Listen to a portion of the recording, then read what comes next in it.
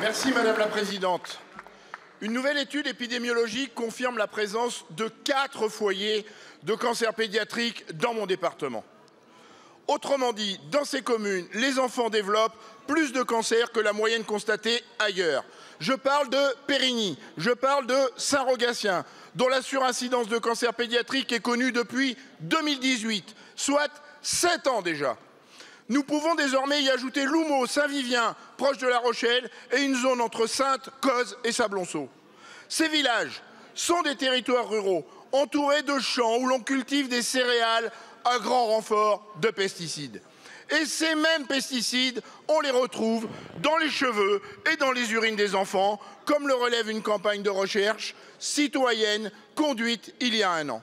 Donc en ruralité, les enfants souffrent et meurent du cancer.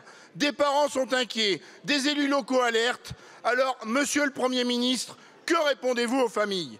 Oserez-vous leur dire, au motif d'arguments économiques d'ailleurs de plus en plus discutables, que vous comptez réautoriser des produits cancérogènes, mutagènes, reprotoxiques et perturbateurs endocriniens avec l'examen de la proposition de loi du plomb?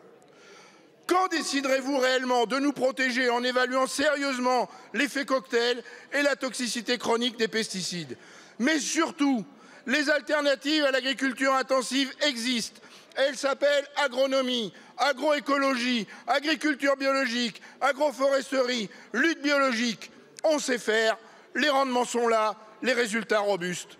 Fort de ces constats, allez-vous encore encourager longtemps l'agriculture passéiste ou faire primer la santé publique et parce que les alternatives crédibles sont solides, convoquer enfin le principe de précaution?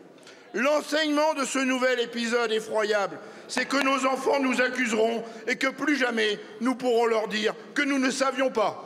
Je vous remercie, monsieur le député.